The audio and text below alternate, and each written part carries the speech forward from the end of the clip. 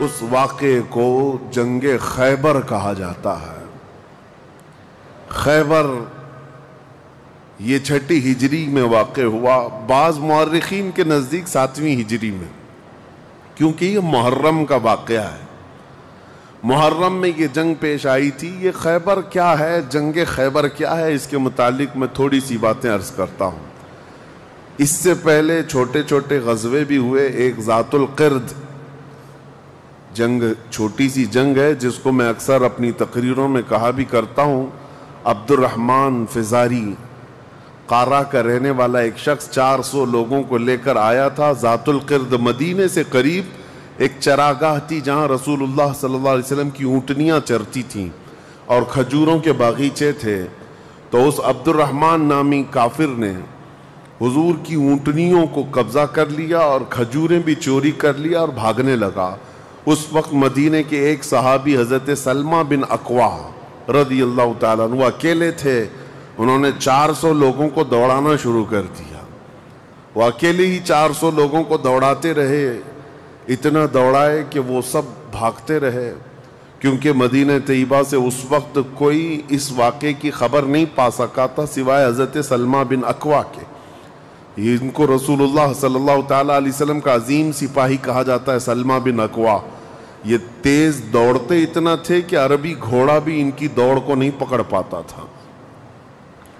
اب یہ جب ان 400 لوگوں کو بھگاتے رہے اور اپنی تیروں سے ان کو نشانہ بناتے رہے، حیرت کی بات ہے جب بھی میں واقعہ پڑھتا ہوں حدیثوں میں موجود ہے کہ 400 لوگ ایک آدمی سے ڈر کر بھاگ بھی رہے ہیں اور بھاگتے جا رہے ہیں اور یہ ان کو بھگاتے جا رہے ہیں۔ پہاڑیاں آ گئیں تو عبد الرحمن قارہ کا رہنے والا شخص پلٹ کر کے پوچھتا ہے، اے شخص تو کیوں دوڑا رہا ہے، ہمیں کیوں بھگا رہا ہے، کیا چاہتا ہے؟ حضرت سلمہ بن اکوع نے کہا، جب تک تمہاری جھولی میں مدینے کی ایک کھجور بھی باقی رہے گی میں تمہیں زندہ نہیں چھوڑوں گا، اور جب تک رسول اللہ کی اونٹنیاں تم نے قبضہ کی انہیں آزاد نہیں کرو گے میں تمہارا راستہ آزاد نہیں رکھوں گا۔ اور دوڑاتے رہے۔ کئی لوگ اس میں سے گھوڑے سے گر جاتے تھے، ان کی گردن پر یہ صرف پیر رکھتے وہ وہیں ٹھنڈا ہو جاتا، یہاں تک کہ وہ پہاڑیوں کے اوپر چڑھ گئے۔ عبد الرحمن نے اپنے ساتھیوں سے کہا کہ لوگوں ان کی ساری کھجوریں پھینک دو، جتنی چادریں ہیں بچھا دو اور جتنی اونٹنیاں ہیں انہیں چھوڑ دو، ورنہ یہ ہم میں سے کسی کو بھی زندہ نہیں چھوڑے گا۔ تو اس کی بات پر سارے لوگوں نے اپنی اپنی کھجوریں جو لوٹے تھے مدینے کے باغات سے سب چھوڑ دیا، اونٹنیاں بھی چھوڑ دیں، سب کو جمع کیا۔ حضرت سلمہ بن اکوع نے کھجوروں کو چادر میں اور تنہا وہ سارا مال اٹھا کر کندھے پر اور حضور کی اونٹنیاں ہانکتے ہوئے مدینے کی طرف لا رہے تھے، اکیلے آ رہے تھے۔ بیچ راستے میں پھر حضرت ابو قتادہ رضی اللہ تعالیٰ عنہ سے ملاقات ہوئی، پوچھا کہاں سے آ رہے ہو؟ تو حضرت سلمہ بن اکوع نے واقعہ کہہ کر کے سنایا، کہا کہ چلو رسول اللہ صلی اللہ علیہ وسلم راستے میں ہی ہیں۔ حضور سے ملاقات ہوئی، حضور نے کہا کہ تم صحیح سلامت آ گئے، ہمیں واقعے کی خبر پہلے سے مل گئی تھی۔ تو ابھی بھی کہنے لگے، یا رسول اللہ میں نے ان کو پانی تک پینے نہیں دیا، اگر آپ حکم فرمائیں تو ان سب کا پیچھا کر کے ان کو یہیں ختم کر دیں گے۔ نبی پاک صلی اللہ علیہ وسلم نے مسکرا کر فرمایا، تمہاری جو اونٹنیاں تھی، تمہارے جو کھجور تھے، اس کے تم مالک ہو گئے ہو، ان کا راستہ چھوڑ دو۔ تب یہ واپس آئے۔ حضرت سلمہ بن اکوع، اعلیٰ حضرت امام احمد رضا خان فاضل بریلوی رضی اللہ تعالیٰ عنہ نے اس روایت کو نقل فرمایا اور فرماتے ہیں سلمہ بن اکوع سے پوچھا گیا، تمہیں خوف نہیں تھا، ڈر نہیں تھا؟ 400 لوگوں کو اکیلے دوڑاتے چلے گئے، مدینے سے باہر بھی چلے گئے۔ تو جانتے ہیں کون سی طاقت تھی ان کے پاس، سلمہ بن اکوع کے پاس، جو ان کو خوف سے آزاد کر رکھی تھی۔ فرماتے ہیں ایک بار رسول اللہ صلی اللہ علیہ وسلم صحابہ سے بیعت لے رہے تھے، ہاتھ میں ہاتھ لے کر بیعت کر رہے تھے، تو سب حضور کے پاس ہاتھ دے رہے تھے، بیعت کر رہے تھے۔ حضور نے مجھ سے کہا، سلمہ بن اکوع آ جاؤ، تم بیعت کر لو میرے ہاتھ پر۔ میں نے عرض کیا، یا رسول اللہ پہلے ہی میں بیعت کر چکا ہوں۔ ایک بار وہ بیعت کر چکے تھے، حضور نے فرمایا دوبارہ کر لو، اس میں کیا حرج ہے؟ حضرت سلمہ بن اکوع کہتے ہیں میں نے دوبارہ حضور کے ہاتھ میں ہاتھ دیا، حضور نے بیعت کیا۔ تھوڑی دیر گزری تھی کہ صحابہ بیعت کر رہے تھے، حضور نے پھر پکارا سلمہ بن اکوع بیعت کیوں نہیں کر لیتے؟ کہا یا رسول اللہ میں نے 2 بار بیعت کی ہے۔ حضور نے فرمایا تیسری بار کر لو، کیا حرج ہے؟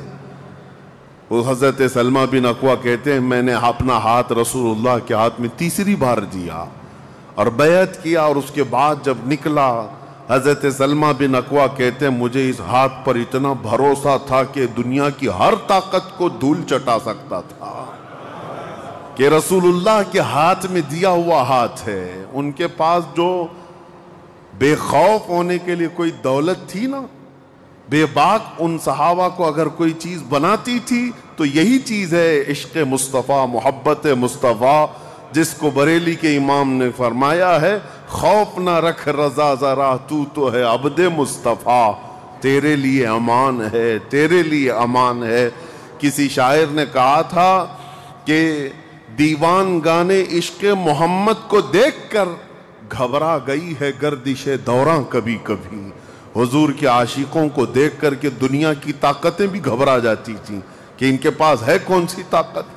تو یہ جو چھوٹی سی جنگ واقع ہوئی اس کو ذات القرد کہتے ہیں۔ اس کے 3 دن کے بعد ہی خیبر کی جنگ شروع ہو گئی تھی۔ اب خیبر پر ہم آتے ہیں۔ خیبر کیا ہے؟ تقریباً مدینہ طیبہ سے 320 کلومیٹر دور یا 300 کلومیٹر کے قریب ایک بستی ہے جس کو خیبر کہتے ہیں۔ خیبر یہودیوں کا گڑھ ہے، یہودیوں کا مرکز، اور اس وقت سے لے کر کے حضور صلی اللہ تعالیٰ علیہ وسلم کی مدینہ طیبہ آمد سے بھی کافی پہلے سے خیبر میں یہودیوں نے ایسا اپنا وہ جمایا ہوا تھا کہ پورے عرب کے سب سے بڑے مالدار یہودی خیبر میں رہتے تھے، اور جنگی طاقت بھی سب سے زیادہ ان کے پاس تھی، اور غرور اور گھمنڈ اتنا تھا پیسوں پر بھی اور جنگ پر بھی، طاقت پر بھی، کہ وہ کسی کو بھی ڈرا دیتے تھے۔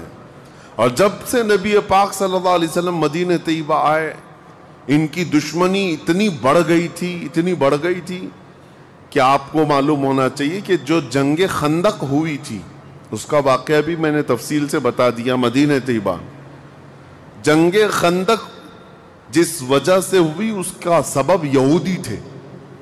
یہودیوں نے مکہ کے کافروں کو، مشرکوں کو، نجد کے کافروں کو سب کو جمع کیا تھا اور پانی کی طرح پیسہ بہایا تھا جنگ میں۔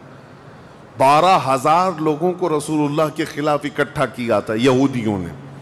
یہ خیبر کے یہودی تھے، کیونکہ نبی پاک صلی اللہ تعالیٰ علیہ وسلم جب تشریف لائے تھے 2 قبیلے یہودیوں کے مدینے میں آباد تھے، بنو نذیر اور بنو قریظہ۔ آپ کو میں نے سیرت کے بیان میں یہ بھی بتا دیا تھا، اور یہ دونوں قبیلوں نے حضور صلی اللہ علیہ وسلم کے ساتھ غداری کی تھی، وعدہ خلافی کیا، معاہدہ جو تھا اس کو توڑ دیا۔ اس کی وجہ سے ان یہودیوں کو جو مدینے میں رہتے تھے جلا وطن کر دیا گیا تھا، نکال کر باہر کر دیا گیا۔ تو جتنے مدینے سے نکالے ہوئے یہودی تھے وہ سب خیبر میں جا کر جمع ہو گئے تھے۔ خیبر میں جا کر کے ان لوگوں نے اڈا بنا لیا تھا، اور ڈیلی ان کی صرف اور صرف یہی منصوبہ بندی ہوتی تھی کہ محمد صلی اللہ علیہ وسلم اور ان کے ساتھیوں کو کیسے مارا جائے، کیسے قتل کیا جائے۔ کوئی بھی دور دراز سے اگر چھوٹی سی دشمنی رکھتا تھا رسول اللہ سے تو یہ یہودی خیبر کے پورا کا پورا مال ان کے پاس بھیجتے اور ان کو کھڑا کرتے کہ تم جاؤ، ہم سپورٹ میں ہیں، ہم سپورٹ کریں گے۔ ساری جنگوں میں مشرکوں کا سپورٹ کرتے تھے۔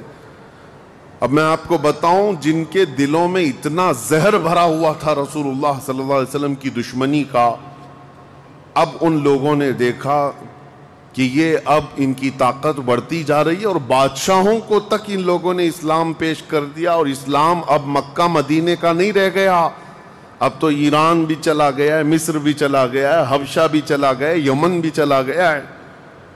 تو ان کے پیٹ کا درد اور بڑھ گیا۔ ان لوگوں نے پھر اب فیصلہ کرنا شروع کیا کہ اب سارے لوگوں کو جمع کرتے ہیں۔ ایک قبیلہ تھا بنو غطفان، یہ مشرکوں کا قبیلہ تھا، اور وہ جنگی طاقت بہت زیادہ رکھتے تھے۔ اس وقت عرب میں وہ نڈر مانے جاتے تھے. یہودیوں نے ان کو بلا کر کے جنگ کا پلان کیا کہ مدینے پر اچانک چڑھائی کریں گے اور تہس نہس کر کے رکھ دیں گے, کسی کو خبر بھی نہ ہو, پورے مدینے کی اینٹ سے اینٹ بجا دیں گے. انہوں نے پلان کیا راتوں رات, لیکن مخبر صادق رسول اللہ صلی اللہ تعالی علیہ وسلم کا حال یہ ہے, اور کوئی غیب کیا تم سے نہاں ہو بھلا. نبی پاک صلی اللہ تعالی علیہ وسلم کو خبر ہوئی کہ یہودیوں نے میٹنگ کی ہے اور راتوں رات مدینے پر چڑھائی کرنے والے. دوسرے دن حضور پاک صلی اللہ تعالی علیہ وسلم نے صحابہ کو جمع کیا, تو جتنے صحابہ تھے سب جمع ہو گئے. تقریباً 1600 صحابہ تھے. کتنے؟ 1600 صحابہ. 1600 صحابہ مدینہ طیبہ سے نکل پڑے حضور کے ساتھ کہ ان یہودیوں کو خیبر سے نکلنے سے پہلے ان کا راستہ ہم روکیں گے کہ مدینے پر کوئی بھی چڑھائی نہ کر سکے. جب رسول اللہ صلی اللہ علیہ وسلم صحابہ کو لے کر چل پڑے, چال الٹی پڑ گئی.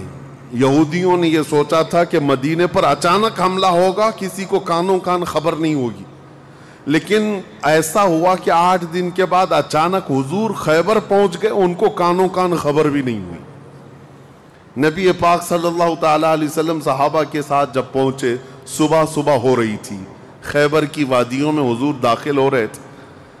تو یہودی اپنے اپنے کھیتوں میں کام کرنے کے لیے جا رہے تھے. جیسے ہی مدینے کی فوج کو دیکھا, ہیبت طاری ہو گئی, الٹے قدم اپنے قلعوں میں واپس بھاگتے رہ گئے اور چیخ مارتے رہ گئے کہ محمد بھی آئے ہیں اور مسلمان بھی آئے ہیں. حضور صلی اللہ علیہ وسلم نے ان کی چیخ و پکار کو سنا تو ایک جملہ فرمایا. حضور صلی اللہ علیہ وسلم فرماتے ہیں, جن کافروں کی وادی میں ہم اتر پڑے ان کی صبح خراب ہو ہی جاتی ہے, اور یہ خیبر اب برباد ہوگا. حضور کے الفاظ تھے, جملہ نکلا. صحابہ کرام اتنی جوش سے نعرہ لگا رہے تھے کہ یہودیوں کے سارے قلعے صحابہ کی آواز سے گونجنے لگ گئے. خیبر میں 8 قلعے تھے, 8 مشہور قلعے. انہوں نے بہت مشہور اس وقت کی طاقتور یعنی عمارتیں ایسی بنا رکھی تھیں کہ ان کا یقین تھا کہ کوئی ان قلعوں کو توڑ نہیں سکے گا. اور حد تو یہ ہے کہ آج 1400 سال گزر گئے, ابھی بھی وہ قلعے موجود ہیں, آج بھی موجود ہیں خیبر میں. وہ قلعوں کے باقیات, کھنڈرات ابھی بھی موجود ہیں. اب آپ اندازہ کریں کہ 14 صدیاں گزرنے کے بعد اب بھی وہ قلعے ہیں, تو اس وقت کتنے محفوظ رہے ہوں گے, کتنے مضبوط رہے ہوں گے. ان کو بڑا غرور تھا. 8 مشہور قلعے تھے, قلعہ نائم, قلعہ نطات, قلعہ قموس. ان کے نام تھے الگ الگ, ہر قلعہ الگ الگ کاموں کے لیے استعمال ہوتا تھا. اب نبی پاک صلی اللہ تعالی علیہ وسلم خیبر جب پہنچے, 1600 صحابہ ہیں. اب سنیے, ایک قلعہ نائم تھا جس میں سارا ذخیرہ تھا, کھانا پانی اور سب کچھ وہاں پر تھا, اور اس کی ذمہ داری سلام بن مشکم نام کا ایک یہودی, وہ بہت ہی بغض و عداوت میں بھرا ہوا یہودی تھا, اس کے ذمے تھی. اور قلعہ قموس جو سب سے بڑا قلعہ تھا, اس کی ذمہ داری مرحب نام کے یہودی کے پاس تھی. اور مرحب وہ شخص ہے جس کے بارے میں مشہور تھا کہ وہ 1000 لوگوں سے تنہا لڑ سکتا ہے. 1000 انسانوں کی طاقت تھی جس کے پاس, اس کا نام مرحب تھا. پورے خیبر کے یہودی اس سے ڈرتے تھے. اور قلعہ قموس جو سب سے بڑا قلعہ تھا وہ اس کے انڈر میں ہوا کرتا, سب ان کی تقسیم تھی. اب جب نبی کریم صلی اللہ تعالی علیہ وسلم شروعات فرمائی تو قلعہ نائم جو قریب تھا آبادی سے, اس پر چڑھائی شروع کر دی. تو جو صحابہ وہاں گئے تھے قلعہ نائم, تو صحابہ اکرام کو سخت مصیبت اٹھانی پڑی, کیونکہ اتنی سخت گرمی تھی کہ جس کی وجہ سے حلق میں کانٹے پڑ جاتے تھے پیاس کی شدت سے. کئی صحابہ اس میں شہید ہوئے. آخر کار قلعہ نائم فتح ہو گیا. ایک قلعہ فتح ہوا، دوسرا فتح ہوا، تیسرا فتح ہوا، قلعے اس طرح سے فتح ہونے لگ گئے۔ یہودیوں کی تعداد میں آپ کو بتاؤں، یہ 1600 صحابہ تھے، اور یہودی اس وقت خود اور قبیلہ بنو غطفان جو مشرکوں کا قبیلہ تھا ان کو بھی جنگ کے لیے اپنے قلعے میں بلا لیا تھا۔ کل تعداد سب کی ملا کر 8000 ہو چکی تھی۔ 8000 لوگ 1600 لوگوں سے ڈرے ہوئے سہمے ہوئے قلعوں میں بندے ہیں، کوئی باہر نکلنے کو تیار نہیں۔ اب اس کے بعد یہ خیبر کا معاملہ بڑھتا گیا۔ اس میں ہوا یہ کہ آخری جو قلعہ تھا قلعہ قموس، یہ سب کے بس کی بات نہیں تھی، بہت مضبوط قلعہ، اور جو آدمی اس کا سپہ سالار ہے، شہ سوار ہے، وہ مرحب ہے، پورا عرب جانتا تھا اس کی طاقت کو۔ پہلے دن نبی کریم صلی اللہ تعالیٰ علیہ وسلم نے صحابہ کی ایک جماعت حضرت ابو بکر صدیق رضی اللہ تعالیٰ عنہ کی سپہ سالاری میں بھیجی۔ حضرت ابو بکر صدیق آئے، بہت ہی جاں بازی اور بہادری کے ساتھ لڑائی کی، لیکن وہ اتنا سخت تھا کہ یہودیوں کی طرف سے بہت سخت طریقے سے ڈیفنس ہوتا تھا۔ صحابہ پیچھے ہٹ گئے، کچھ شہید ہوئے، کچھ زخمی ہوئے، واپس آئے۔ پھر دوسرے دن سیدنا عمر ابن خطاب رضی اللہ تعالیٰ عنہ کے حوالے حضور صلی اللہ علیہ وسلم نے فرمایا۔ حضرت عمر فاروق رضی اللہ تعالیٰ عنہ گئے، صحابہ کی ایک جماعت تھی، لیکن آج کا دن اور زیادہ سخت ہو گیا، سارے یہودیوں نے اپنی طاقت جھونک دی قلعہ قموس کو بچانے کے لیے۔ حضرت عمر فاروق رضی اللہ تعالیٰ عنہ صحابہ کی جماعت کو لے کر شام میں واپس آ گئے۔ اب یہ محاصرہ بڑھ گیا، 20 دن چلا کنٹینیو محاصرہ ان قلعوں کا، لیکن فتح ہونے کا نام نہیں تھا۔ جلال پیغمبری کو دیکھیں، صحابہ 20 دن سے تپتی ہوئی گرمی میں مدینے سے 300 کلومیٹر باہر ہیں۔ عرض کیا یا رسول اللہ صلی اللہ علیہ وسلم، ہماری منزل ابھی کہاں ہے، کب تک ہے؟ رات کا وقت تھا، نبی کریم صلی اللہ تعالیٰ علیہ وسلم جلال میں تھے۔ ارشاد فرمایا لَأُعْطِيَنَّ غَدًا رَایَةً رَجُلًا يُحِبُّهُ اللَّهُ وَرَسُولُهُ۔ حضور اکرم صلی اللہ تعالیٰ علیہ وسلم فرماتے ہیں کل کے دن میں اپنا جھنڈا ایک ایسے آدمی کو دوں گا جس سے اللہ اور اس کے رسول محبت کرتے ہیں، اور اللہ اور اس کے رسول جس سے محبت کرتے ہیں وہ خود بھی اللہ اور اس کے رسول سے محبت کرتا ہے۔ اور پھر میرے آقا نے فرمایا خیبر کی فتح اسی کے ہاتھ میں رکھی ہوئی۔ صحابہ کہتے ہیں پوری رات بے چینی اور کروٹ لیتے ہوئے ہم نے گزاری۔ نبی پاک نے بشارت دی ہے تو اب تو ہونا ہی ہے۔ حضور نے فرما دیا ہے کہ میں کل اپنا جھنڈا اس آدمی کے ہاتھ میں دوں گا جس کو اللہ اور اس کے رسول محبت کرتے ہیں۔ صحابہ کہتے ہیں، حضرت عمر فاروق رضی اللہ تعالیٰ عنہ فرماتے ہیں میری آنکھ تک نہ لگی پوری رات، اور اس تمنا میں کہ صبح ہوگی تو حضور صلی اللہ علیہ وسلم وہ جھنڈا مجھے دے دیں، کہ اس میں 3 بشارتیں تھیں۔ ایک بشارت یہ تھی کہ وہ شخص جس کو میں جھنڈا دوں گا وہ اللہ اور رسول سے بہت محبت کرتا ہے۔ دوسری بشارت یہ تھی کہ اللہ خود اس سے محبت کرتا ہے۔ تیسری بشارت یہ تھی کہ اسی کے ہاتھ میں خیبر کی فتح رکھی ہے۔ حضرت عمر کہتے ہیں پوری رات پلک بھی جھپکا نہیں، اسی آس میں اسی امید میں پوری رات گزاری۔ پورے صحابہ کا یہی حال تھا۔ صبح جب ہوئی دوڑے دوڑے نبی کریم صلی اللہ تعالیٰ علیہ وسلم کی جلوں میں حاضر ہوئے۔ اللہ کے حبیب صلی اللہ علیہ وسلم کے ہاتھ میں پرچم تھا، جھنڈا تھا، اب جنگ کے لیے روانہ کرنا تھا۔ نبی کریم صلی اللہ علیہ وسلم کے سامنے صحابہ کی فوج ہے، سارے صحابہ گردنیں اونچی کر کر کے دیکھ رہے ہیں، لیکن نبی پاک صلی اللہ تعالیٰ علیہ وسلم نے اس بھرے مجمع میں اعلان فرمایا علی کہاں ہے، علی کہاں ہے؟ اس مجمع میں حضرت علی نہیں ہیں۔ صحابہ نے کہا یا رسول اللہ وہ بخار میں ہیں، بیمار ہیں اور آشوب چشم ہے، آنکھیں لال ہو چکی ہیں، آنکھوں سے پانی آ رہا ہے۔ نبی کریم صلی اللہ علیہ وسلم نے فرمایا لاؤ، اسی حالت میں بلا لاؤ۔ صحابہ گئے، حضرت علی کو بلا لائے، بخار کی حالت میں ہیں، آنکھوں میں آشوب ہے، سرخی آ چکی ہے۔ نبی کریم صلی اللہ علیہ وسلم نے قریب بلایا، اپنا لعاب پاک نکال کر ان کی آنکھوں میں لگایا۔ حضرت علی فرماتے ہیں مجھے ایسا لگا کبھی آنکھوں میں کوئی مرض آیا ہی نہیں تھا، بخار بھی نہیں تھا۔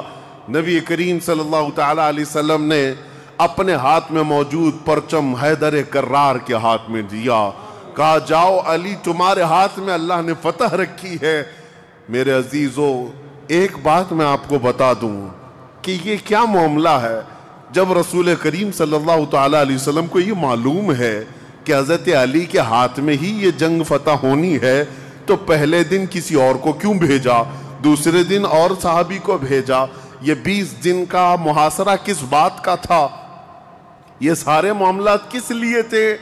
ایک بات یاد رکھیں، فتح اسلام کے حق میں ہے اور غالب اسلام ہو کر رہے گا، لیکن قدرت کا قانون یہ ہے، جیسے معراج میں بھی آپ کو معلوم ہے نمازیں تو 5 ہی ہونی تھی، لیکن 9 مرتبہ حضور صلی اللہ علیہ وسلم کو آنا جانا کیوں رکھا گیا؟ خدا کی قدرت کا قانون یہ ہے کہ پہلے اسباب کی طرف دیکھو، بعد میں اسباب کا خالق خود تمہارے لیے راستے پیدا فرمائے گا۔ جنگ تو فتح ہونی ہی ہے، لیکن تمہیں سٹرگل کرنا پڑے گا، میدان میں مشکلیں اٹھانی پڑیں گی، بعد میں فتح تو تمہارے ہاتھ میں اللہ نے دی ہے۔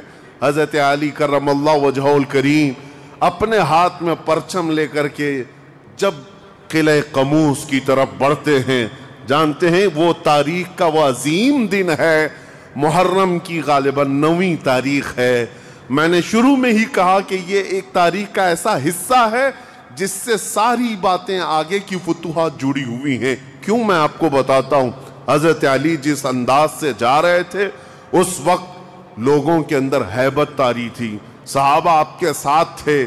جیسے ہی قلعہ قموس کے پاس گئے، سیدھے حضرت علی کرم اللہ وجہہ الکریم نے للکار کر کے مرحب یہودی کو بلایا کہ باہر آ جا اپنے قلعے سے اور مجھ سے مقابلہ کر۔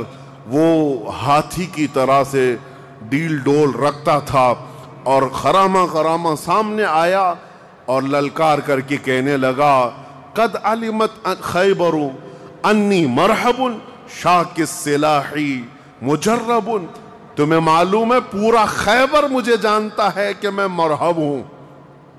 شعر پڑھ رہا تھا، پورا خیبر جانتا ہے کہ میں مرحب ہوں، سر سے لے کر پیر تک ہمیشہ ہتھیار میں رہتا ہوں، اور نہایت ہی تجربہ کار آدمی کہ جس کا وار کبھی خالی نہیں جاتا ہے۔ اس کے جواب میں مولا علی کرم اللہ وجہہ الکریم فرماتے ہیں انا الذی سمتنی امی حیدرا کلیث غابات کریہ المنظرا۔ تجھے پتا ہے میری ماں نے ہی میرا نام حیدر رکھا ہے۔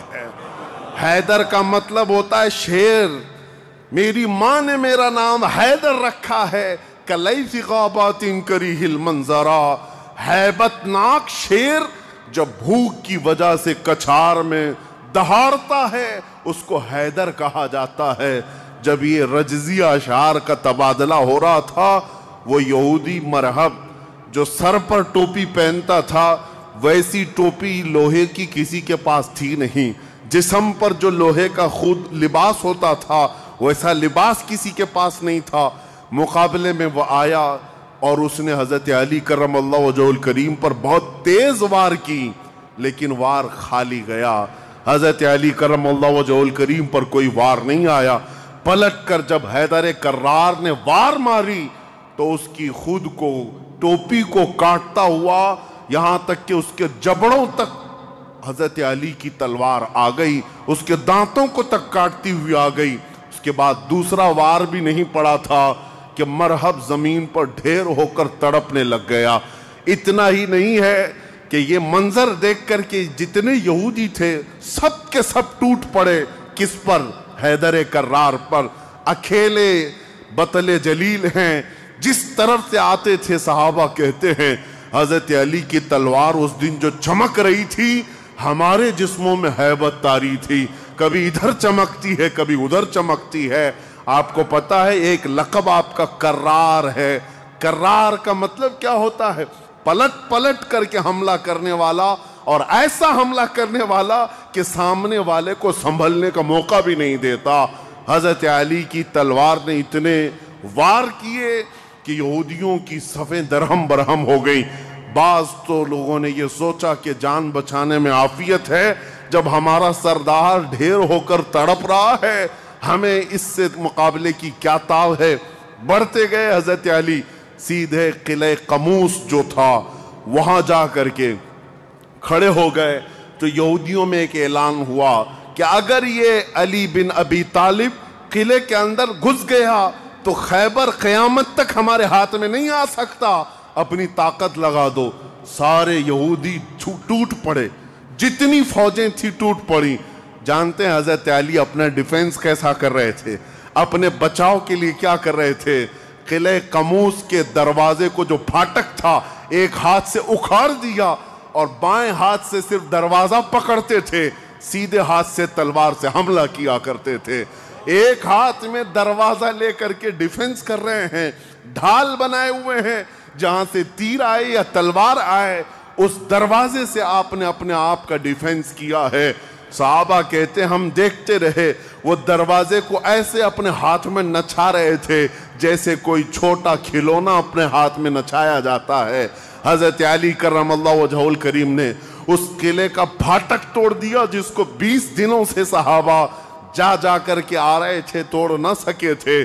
پھر اس کے بعد جب جنگ ٹھنڈی ہوئی، بعض لوگ یہ کہتے ہیں کہ قلعے کا پھاٹک اٹھا کر کے پھینک دیا، پھینکا نہیں، پوری جنگ بھر حضرت علی اس دروازے کو پکڑ کر کے جنگ کرتے رہے، اور قلعے کے اس دروازے کو اپنی ڈھال بنائے رہے۔ جب یہودی سرد پڑ گئے، ٹھنڈے پڑ گئے، تو اس قلعے کے دروازے کو آپ نے اٹھا کر پھینک دیا۔ صحابہ کہتے ہیں ہم بعد میں، چونکہ وہ راستے میں پڑا تھا، اٹھانے کے لیے گئے تو 40 صحابہ مل کر کے اس دروازے کو اٹھا نہ پا رہے تھے۔ جو تنہا حیدر کرار اتنی دیر تک اپنے ہاتھ میں لے کر کے لڑتے رہے۔ کون ہے یہ حیدر کرار؟ یہ وہی حیدر کرار ہے جب رسول اللہ صلی اللہ علیہ وسلم نے مکہ مکرمہ میں سب سے پہلے اسلام کی دعوت دی تھی تو مکہ والوں نے انکار کیا تھا۔ 9 سال کا ایک بچہ کھڑا ہوا تھا، کہا یا رسول اللہ میں آپ کے دین کی حمایت کروں گا۔ پتلی پتلی ٹانگیں تھی، کمزوری تھی۔ رسول اللہ نے اس 9 سال کے بچے کو دیکھا اور سینے سے لگایا اور بارگاہ رب العزت میں عرض کیا کہ مولا اس کی ٹانگوں میں اور اس کی بازوؤں میں تو طاقت عطا فرما۔ وہ 9 سال کا بچہ جب 25 سال کا ہو گیا تو فاتح خیبر بن کر کے نکلا، حیدر کرار بن کر کے نکلا۔ اسی لیے سچ کہا ہے جس نے کہا ہے شاہ مرداں شیر یزداں قوت پروردگار، لا فتح الا علی لا سیف الا ذوالفقار۔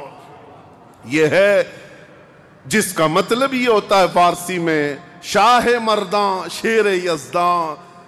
نوجوانوں کا اگر کوئی بادشاہ ہے تو وہ حیدر کرار ہے۔ شیر یزداں اگر اللہ کا کوئی شیر ہے تو وہ حیدر کرار ہے۔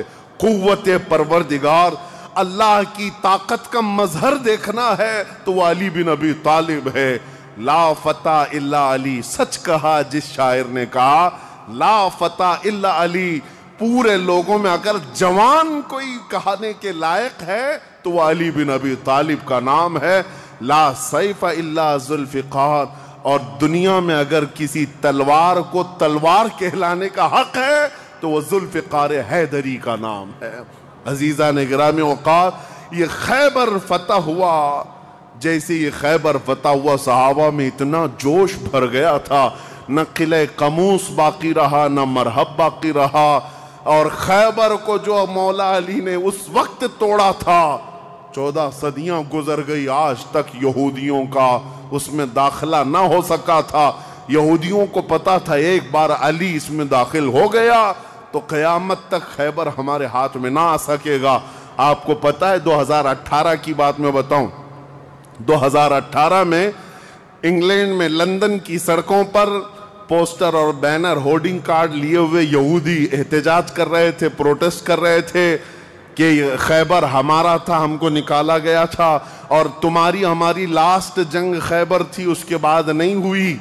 اس طرح کی باتیں. یعنی میں نے محسوس کیا کہ مسلمان تو بھول گئے خیبر کیا ہے.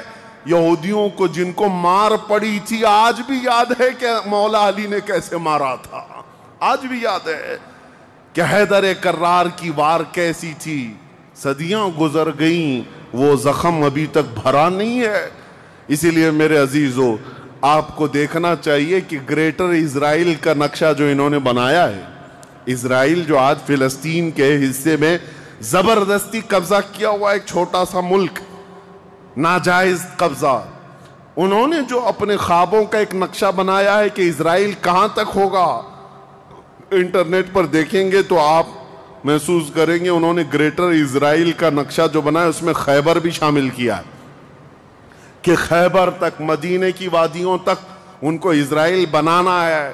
جہاں سے ہم نکلے تھے وہاں واپس آئیں گے، لیکن انشاءاللہ العزیز ایسا کبھی نہیں ہوگا.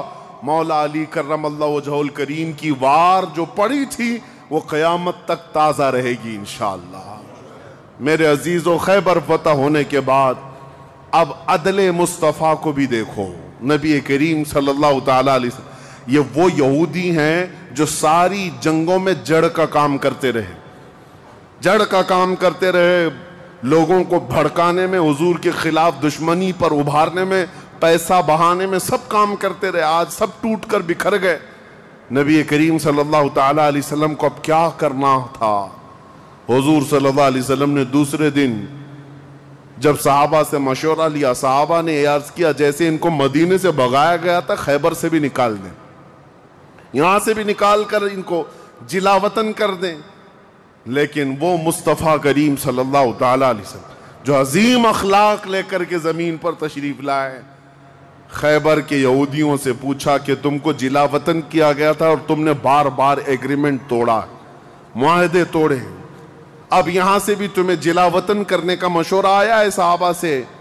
یہودیوں نے رونا دھونا شروع کیا اور کہا آپ اللہ کے نبی محمد مصطفیٰ صلی اللہ علیہ وسلم عدل کے شہسوار ہیں، ہمیں موقع عطا کریں.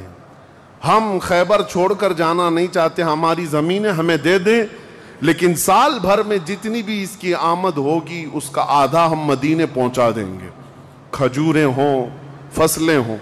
نبی کریم صلی اللہ تعالی علیہ وسلم نے سب کو معاف کر دیا، خیبر ان کے حوالے کر دیا، اور پھر وہ آدھا حصہ مدینہ طیبہ ہر سال دینے کے لیے راضی ہو گئے. اور اس پر حضور صلی اللہ علیہ وسلم نے فیصلہ فرما لیا. اب اتنی بات نہیں، حضرت عبداللہ بن رواحہ رضی اللہ تعالیٰ عنہ ہر سال جب یہ خیبر آتے یا ایک دوسرے صحابی یہ آدھا حصہ لینے کے لیے آتے تھے تو پورے خیبر کے یہودی مال جمع کرتے، اس میں آدھا آدھا حضرت عبداللہ فرما دیتے، اور اس کے بعد یہ نہیں ہے کہ لے کر کے نکل جاتے، سارے یہودیوں کو جمع کرتے، کہا میں نے پورے مال کا آدھا آدھا کیا ہے، ان میں سے جو حصہ تمہیں پسند ہے وہ رکھ لو، باقی مدینے بھیج دو.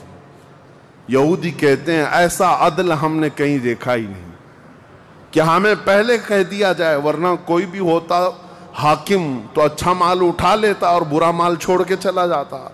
یہ رسول اللہ کے صحابہ تھے، کہتے جو تمہیں پسند ہے وہ رکھ لو، جو چھوٹ گیا وہ مدینے بھیج دو. اتنے ہونے کے باوجود بھی حضور صلی اللہ تعالی علیہ وسلم کے ساتھ انہوں نے کیا کیا. حضور 3 دن کے بعد خیبر سے نکل رہے تھے. زینب نام کی ایک خاتون تھی جس کا شوہر قتل ہو گیا تھا، وہ حضور صلی اللہ تعالی علیہ وسلم کے پاس بڑی محبت لے کر کے آئی، بہت محبت کے ساتھ، اور یوں کہا کہ میں آپ کی پیروکار ہوں، بڑی مشتاق تھی آپ کے دیکھنے کی، آپ میرے گھر تشریف لائیں. حضور صلی اللہ تعالی علیہ وسلم کو اور کچھ صحابہ کو اس نے اپنے گھر پر دعوت کی، اور دعوت کیا کیا، کھانے میں اور گوشت میں نہایت ہی خطرناک زہر ملایا اور حضور صلی اللہ تعالی علیہ وسلم کو زہر دیا. جو صحابہ موجود تھے حضور صلی اللہ علیہ وسلم کے ساتھ دعوت میں، جیسی حضور نے پہلا لقمہ اٹھایا، جو گوشت کی بوٹی تھی یا جو لقمہ تھا وہی بول پڑا رسول اللہ صلی اللہ علیہ وسلم. کہ مجھ میں زہر ملا ہوا ہے۔ نبی کریم صلی اللہ تعالیٰ علیہ وسلم نے ابھی اپنی زبان پر لگایا ہی تھا، نکال کر پھینک دیا، لیکن دوسرے ایک صحابی حضور سے پہلے پیٹ بھر کر کھا چکے تھے اور وہ زہر کے اثر سے فوراً ہی شہید ہو گئے۔ یہ یہودیوں نے حضور کے معافی کے بعد، اعلان کے بعد پھر بھی یہ ہرزہ سرائیاں، یہ سارے کام کرتے رہے اور آج تک کرتے آئے ہیں۔ آج تک نبی کریم صلی اللہ تعالیٰ علیہ وسلم نے اس کے باوجود معلوم ہونے کے بعد یہودیوں کو بلایا کہ اس خاتون کا کیا کیا جائے۔ اس نے اقرار کر لیا، کہا کہ ہاں ہم نے زہر ملایا تھا۔ کہا کیوں؟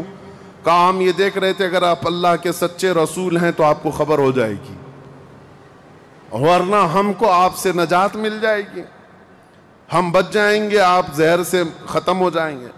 نبی کریم صلی اللہ تعالیٰ علیہ وسلم تو زہر کے اثر سے کچھ نہیں ہوا اور حضور بچے اس زہر سے، لیکن ان یہودیوں میں سے کوئی بھی اسلام کی طرف آیا بھی نہیں۔ نبی کریم صلی اللہ تعالیٰ علیہ وسلم نے اس خاتون سے بدلہ نہیں لیا، اسے معاف کر دیا۔ اپنی ذات کے لیے حضور نے کبھی بدلہ لیا ہی نہیں، اسے چھوڑ دیا اور پھر وہاں سے نکل پڑے۔ یہ زہر کا جو اثر تھا پوری زندگی بھر رسول کریم صلی اللہ تعالیٰ علیہ وسلم کے تالو پر، سر پر اثر لگا رہا، جلن ہوتی تھی، تھوڑا چکھا ہی تھا۔ اتنا خطرناک زہر یہ یہودیوں کے پاس ہوا کرتا کہ انہوں نے اپنے زہر سے کئی لوگوں کو مارا ہے۔ یہ یہودی ایسی قوم ہے جس پر اللہ تعالیٰ نے قرآن میں لعنت فرمائی۔ یوں ہی نہیں، بعض لوگوں کو لگتا ہے کہ بار بار اس ٹاپک پر کیوں ہیں؟ ارے میاں، ہم ہر نماز میں یہ کہتے ہیں غیر المغضوب علیہم ولا الضالین، سورہ فاتحہ کے آخر میں المغضوب کا مطلب ہے جس پر اللہ کا غضب ہوا، وہ قوم یہودیوں کی ہے۔ سورہ فاتحہ میں ہم اللہ کی بارگاہ میں پناہ مانگتے ہیں کہ اللہ جس قوم پر تیرا غضب نازل ہوا اس قوم سے ہمیں بچائے رکھ، ان کے راستے سے ہمیں بچائے رکھ۔ اسی لیے میں آپ سے کہتا ہوں یہ اتنی شریر قوم ہے کہ اس سے ہمیشہ پناہ مانگتے رہو اللہ کی بارگاہ میں۔ اور اخیر میں آپ کو بتا دوں، جب قیامت کے قریب حضرت عیسیٰ علیہ السلام آئیں گے اور وہ اس وقت دجال کو قتل کر رہے ہوں گے اور دجال کی فوج میں 60,000 یہودی ہوں گے، 60,000 یہودی اس کے ساتھ جنگ لڑ رہے ہوں گے، ایمان والوں کے ساتھ اس کی حمایت میں، اور حضرت عیسیٰ علیہ السلام کے ہاتھ سے قتل ہوں گے۔ تو حدیث پاک میں ہے کہ جہاں حضرت عیسیٰ علیہ السلام جائیں گے یا مسلمان جو عیسیٰ علیہ السلام کے ساتھ ہوں گے، ان مسلمانوں کو جو پتھر ہیں جگہ جگہ کے، وہ پتھر پکار کر کہیں گے یا مسلم ورائی یہودین اقتلہ، اے مسلمان میرے پیچھے ایک یہودی چھپا ہوا ہے، آ جا اسے قتل کر دے۔ پتھر تک بولے گا کہ یہودی یہاں چھپا ہوا ہے۔ اس سے آپ اندازہ کریں یہ ایسی شریر قوم ہے جس سے پتھر بھی پناہ مانگتے ہیں۔ عزیزان گرامی وقات، سیرت کا یہ حصہ تھا 6 ہجری کا۔ میں نے جو شروع میں بات کی تھی اس کو کمپلیٹ کر دیتا ہوں کہ ساری جنگوں کا دار و مدار پھر خیبر پر کیوں ہے۔ اس کی وجہ تھی کہ 6 سال تک جب سے مدینے میں حضور تھے وہ گٹ جوڑ کی جیسے سچویشن تھی، کبھی یہودیوں کے ساتھ مل کر کے مشرکوں سے لڑتے تھے، لیکن جب خیبر فتح ہوا، خیبر میں سب سے بڑی طاقت تھی یہودیوں کی، پیسہ سب سے زیادہ تھا، جنگی طاقت سب سے زیادہ تھی۔ جیسے ہی خیبر فتح ہوا، ایران بھی کانپنے لگ گیا، روم بھی کانپنے لگ گیا، مصر بھی کانپنے لگ گیا، سارے بڑے بڑے ممالک جو ہیں وہ مسلمانوں کی ہیبت سے کانپنے لگ گئے۔ اسی لیے ہم کہتے ہیں دنیا کی جتنی فتوحات بعد میں ہوئی، وہ ڈر اور خوف ان کے دلوں پہ ایسا سوار تھا کہ انہوں نے خیبر کے ٹکڑے کر کے رکھے ہیں، لہٰذا مسلمانوں کے مقابل میں آنے کی کوئی جرات نہ کر سکا۔ اسی لیے ہم کہتے ہیں باقی ساری فتوحات کا صحرا بھی خیبر کے فاتح مولا علی کرم اللہ وجہہ الکریم کے سر جاتا ہے۔ اسلام کی فتوحات کی بنیاد حیدر کرار کے سر پر جاتی ہے۔ اللہ کریم زندگی بھر ہمیں